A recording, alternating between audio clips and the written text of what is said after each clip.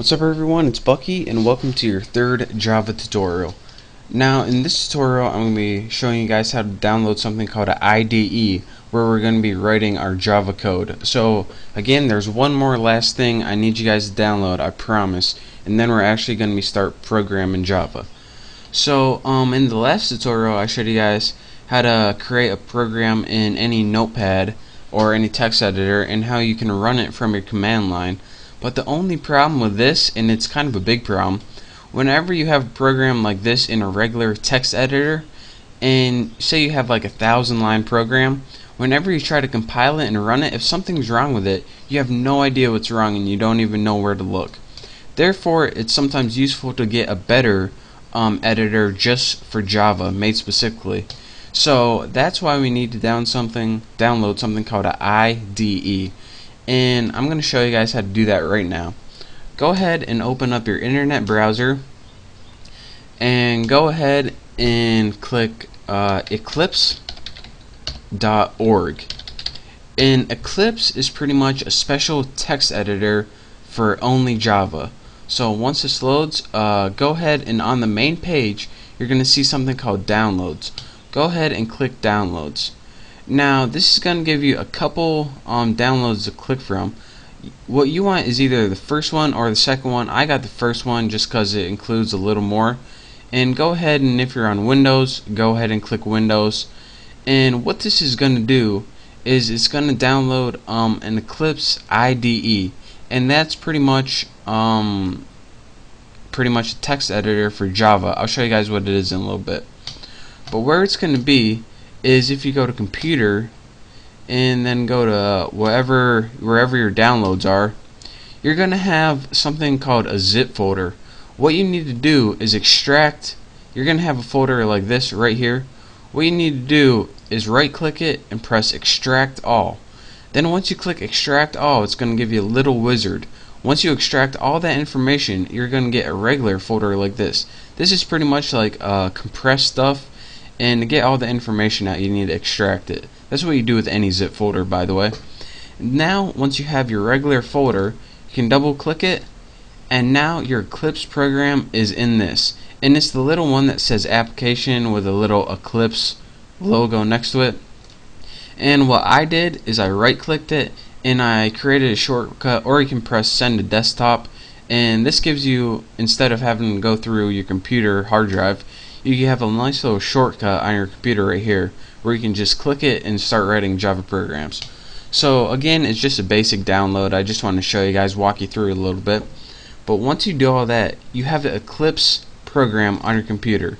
So double click that and your Eclipse program starts running. Just select the default workspace, anyone is fine. And what this program does is allow you to edit code.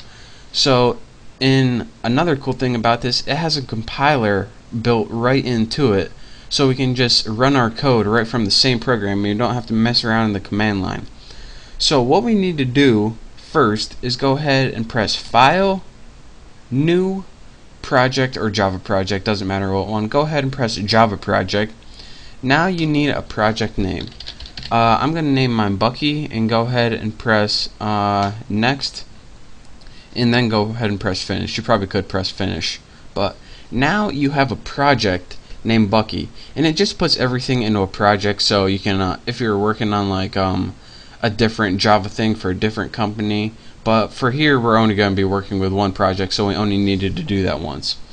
Next, you have a project called Bucky on the left hand side of your screen, and go ahead and press this little arrow and it decollapses or expands this little pane. And you're going to see something called a JRE system library and a source. We want to work with the source file, so go ahead and right click this and press new class. Since we want to create, if you remember, everything is in class in Java. So go ahead and click this, and you got to name your class something. Go ahead and I'm going to name mine Apples, and go ahead and press finish. Now, as you can see, it already starts writing the code for us, public class. Now, I'm not going to be teaching you how to write code in this tutorial. I already have a class named Apples from last tutorial. So I just wanted to get you guys set up in Eclipse in this tutorial. So let me go ahead and paste a program I already wrote. It's the same program I wrote in the last tutorial. And now once you have a program, I'm just going to show you guys how to run it, and then in the next tutorial I'm going to be showing you how to write everything. How to run programs in Eclipse. What you do is press this little circle with a triangle in it, and that says run. And if you go ahead and press that, what your program does is just go ahead and run as Java application. Go ahead and click OK, OK, and down here it just runs your program. So that saves you a ton of time from saving it, finding the path, going in the command line. This is about 8,000 times easier than using a command line. So again, follow those instructions, and I want to show you guys one more reason why this is useful. In the command line in Notepad, if we had an error, then it would just mess up and it wouldn't tell us what's wrong. In this one, say instead of system we wrote syst something like that. That isn't a valid code, so whenever we try to run this and press OK, it says error exists. And then down here it says, alright, where does it exist? On line 3, right here. So you go 1, 2, 3, here's where your error is. Bam, you know exactly where it is and what you need to fix. So again, Eclipse is a really powerful tool, and that's the last thing I wanted to teach you guys. And now we are finally ready to learn the Java language.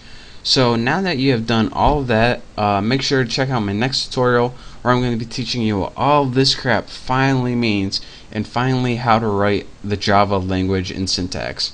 So again, I want to thank you guys for watching. I thank you guys for sticking with me running all of these programs and getting Java set up. I know it's a pain in the butt, but thank you guys.